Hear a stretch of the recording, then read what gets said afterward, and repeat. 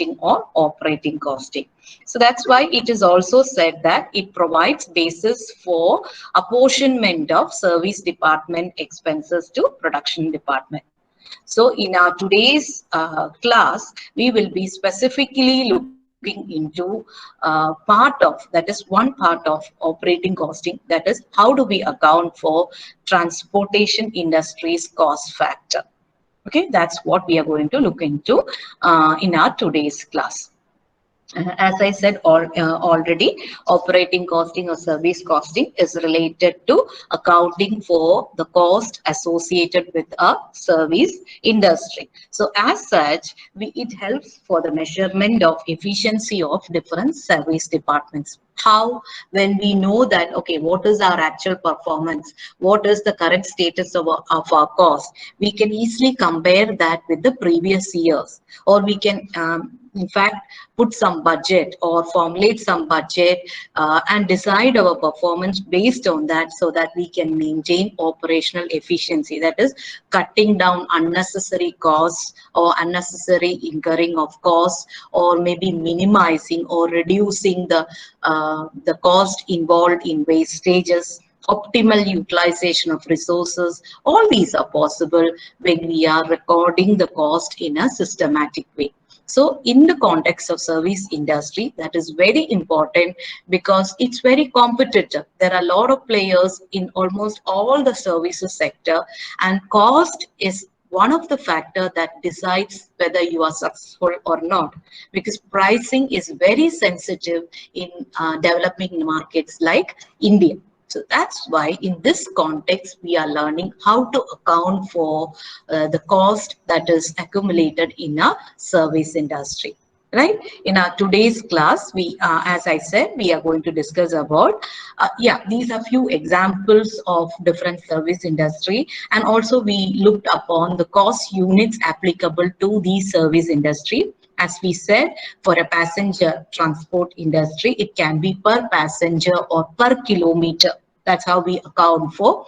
In a goods transport, since it is transportation of goods which involve some kind of weight, or maybe, as we say, it is not related with how many is traveling, it is related with how much is being transported.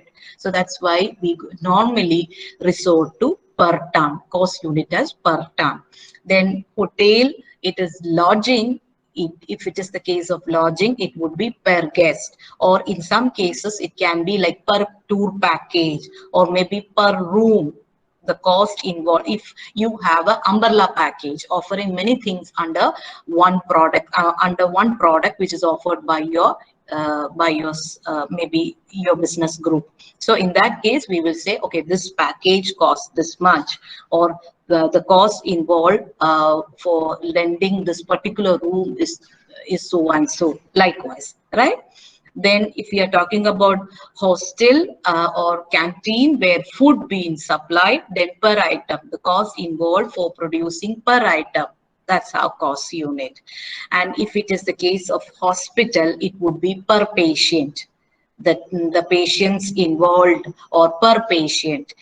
Maybe as some of you said in our yesterday's class, it can be also some test. Say if we are talking about laboratory tests, the cost involved in conducting per some test, maybe a CT scan, as you say, or maybe a routine blood check. What is the cost involved for you, and at what price you can offer? So that's how you decide upon it. Then if it is the case of a theater, it can be per person. But if the whole theater is being booked by a particular group, it can be you convert that into maybe for one show. Likewise, looking into how your cost structure will appear for that particular customer, right? Then electricity, definitely it is kilowatt per hour. Maybe in electricity, as we see in our state, there is something which is offered at a minimum price. So automatically, even if you use or not, you have to make some payment, minimum payment. That is one way. If you go beyond that, yes, you are charged with additional prices. That is actually connected with the standing charges of this particular service industry. whether you use it or not, there are certain fixed charges for these type of industries. So in order to cover up that, they come up with a standing charge. Whether you use or not, you have to make a minimum payment in a month likewise. Then later it is based on your usage rate, right? Which we are going to learn in detail when we learn each industry separately. Now, today's class will be looking into transport costing. Now, as you know, it can be for passenger transportation, it can be for goods transportation. Both will be covered in this part. Okay, so when we are talking about transportation costing or transport costing, we normally talk about the cost of operating a vehicle, either for maybe for conveyance or either for carrying of goods, that is carrying of passengers, or it can be for carrying of goods. And the basic benefit is, the first is controlling all no unnecessary wastages, and setting a budget, making an efficient planning regarding the cost structure and acting accordingly. All these are the benefits. Ultimately, you're ensuring that your organization is having operational efficiency. So that is the first part of transport costing, the benefits, why you have a separate method. Now the second part is, and the cost involved in a transportation industry can be classified into three. One is fixed or standing charges, two is maintenance charges, and three is operating charges. Okay. Now, as I was talking about the electricity board, certain expenses are like fixed nature for them. Say, for example, they have implemented a plant, right? And there would be a manager for looking after and maintenance of that plant. His salary is something which is fixed. Whether you operate, whether there is a demand for your product or not, the salary to the manager needs to be paid. The maintenance of the building needs to be made. So there are some fixed charges irrespective of the kind of operation and kind of usage of the services, right? So that is the first part, which is fixed or standing charges, which we have already dealt with when we were dealing with the different types of cost. Now, the second part, which is maintenance charges, which is connected with repairs and maintenance, right? That is, suppose if you have some kind of repairs, and the same industry, electricity supplying, that is Kerala State Electricity Board, they would be having some kind of maintenance work. Every rainy season, you can see that they would be traveling here and there, and they will be taking care of whether all the wires are properly going from different households, whether there are any trees or branches which are falling on these lines. All those maintenance work being done by electricity board during the rainy season. It's actually part of the maintenance activity. It incurs some charges which will be included under maintenance charges. Then operating charges, it's definitely the actual production, the actual service, when you are generation, supply, and of course when you are supplying into an industrial units and household, things are different, right? So that is actual operational charges is the third category, when you really render your services to the customers. Right. So the classification of costs connected with the transportation industry can be classified in three broad headings. One is fixed or standing charges, two is maintenance charges, and three is operational charges or operating charges, the actual running cost that is connected with rendering of the services. Right. Now, the last part, before we are looking into the actual scenario we will be discussing, is how do we account for, okay, how do we account for these costs, which is otherwise called collection of cost.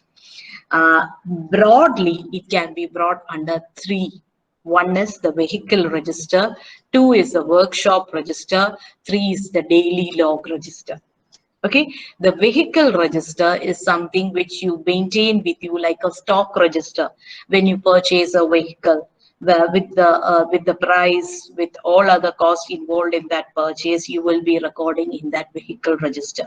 If you look in from an organizational concept, it will be called a stock register. right? Then the second part is workshop register, that is connected with your maintenance expense.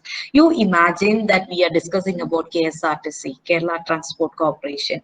So in that they purchase vehicle, right? When they purchase different vehicles, different buses, they will record that in the vehicle register. Now you can see that they have different workshops being operated, maybe as near to the bus stands or in a different location. They have different workshops. So as and when a bus is being entrusted, or if it is entered in that workshop for some kind of repair, automatically the type of work, amount involved, everything will be registered in a workshop register of that particular, along with the vehicle number, what time it was brought, what were the expenses, what were the repairs being done for that vehicle, and the cost of it. That will be entered in the workshop register, which will be again given as a bill to the Transportation Corporation. Right. And of course, then the third part is the daily log sheet that will be maintained. If we are talking about Kerala Transportation Corporation, the drivers and the other staff will be maintaining a daily log sheet for every trip they take, from where to when, what was the time, how you can see that they are making a note of it at the time when they are sitting in the bus itself. So that is actually a daily log sheet, which is entered to ensure that, okay, this particular bus had a trip from this place to this, and of course these were the number of passengers, and these are the number of seats really allocated, possible capacity of the seating capacity of the bus, and for that 80% of that was occupied, and this is the collection received on that day. So they will match it to see whether everything is proper. So that is actually daily log sheet. So these are the three cost collection documents which are connected with our transportation industry. So the first one is a vehicle register, the second one is a workshop register, and the third one is a daily log sheet. Okay, in case of vehicle register, it is at the time of the purchase or at the time of selling. When you sell a bus, when you dispose it off as scrap, you will have to write it off from this book, from the vehicle register. Then your workshop register is connected with your maintenance and repairs. And the last one, as I told, daily log sheet is connected with your operational activities, the trips involved, the distance, the journey time, all that will be recorded in the daily log sheet. Okay, so this is the theory part which we have to discuss. Now let's look into little more, how do we account for the cost? Okay, so today we are going to discuss about two concepts, two mathematical concepts which is used for computation of costs. Okay, that is involved in the transportation industry. The first one is running kilometer and second one is passenger kilometer. Okay, running kilometer is nothing but how far the distance covered by that particular bus during a trip is what we call as a running kilometer. Passenger kilometer is carrying one passenger, the cost involved in carrying one passenger. That is being the basis for computation of that. So there is a formula that is, which we are going to do in the next slide. So that is actual distance into number of trips. The actual distance traveled by a bus includes to and fro. Suppose if one way is 200 kilometer, the next back journey is 200, so 400 on a day. If the bus had only one journey, traveling from one point to another, yes, 200. But if it has come back, it would be 400 kilometers. That's the actual distance. Number of trips means how many trips being taken up by bus on a particular day. Then number of days. That is how many days in a month. Say normally they go with monthly computation because that is easy for them to go with, later converting that into a annual cost structure. So monthly, how many days the bus went for a trip? Say maybe in the month of Jan, how many days were involved for this bus to travel? they might have some resting period, or for some time being kept for repair and maintenance of the bus. So totally how many days? That's what number of days. Then the seating capacity into normal passengers. Say suppose if your seating capacity is 50, then normally what is the kind of occupancy of that? Maybe 80% of that, maybe 70% of that, or if it is a busy route, it can be 100% of that, more than 100 also. So of course you will count only for the seating capacity, but then you will compare it with number of passengers travel, because if it is beyond, in bus there is a provision to stand also. If it is not, if it is a limited stop bus also, the passengers can travel by standing, so that also will be counted. Then of course when you are looking up for the total cost, you will also look up for the number of vehicles in your garage, total number of vehicles involved in your business, just to find out the total cost, so that you will arrive at the cost structure. Then you will decide upon your profit, and finally into your sales, what is the selling price for you. Then the next is ton kilometer, which I already said, it is connected with carrying of items, which involve some kind of weight, carrying a load of 1 ton, maybe 100 kilos. It can be expressed in either way, right? So it is goods transportation, right? So this is the appropriate cost. Now we'll just see one example of how do we go with this passenger kilometer computation, right? And we will continue that to our next class by doing some more practical problems, right? So in this particular example, a transport company operates 4 buses between 2 cities which are 100 kilometers apart.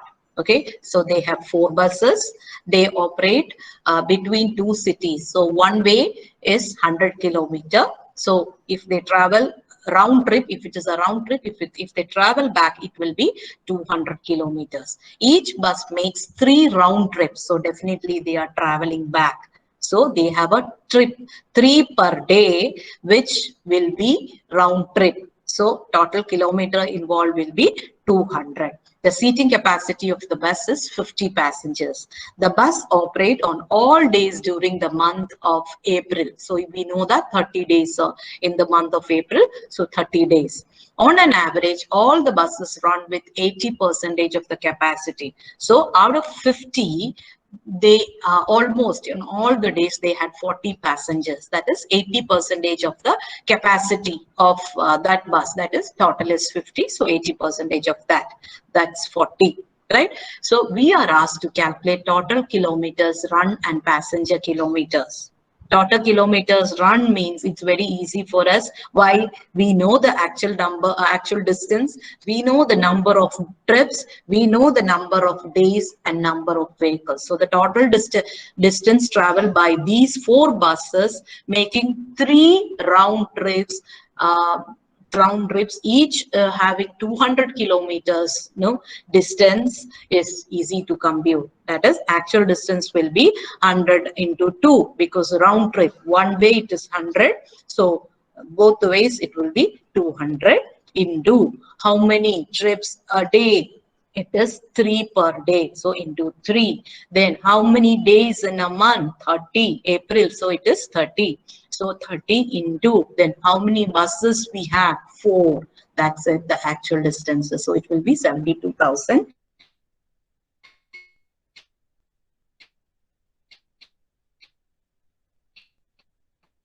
kilometers. The actual distance into number of trips into number of days into actual occupancy, again multiplied with number of vehicles. So actual distance, of course, there is no doubt it's a round trip, so it will be 100 into 2, 200.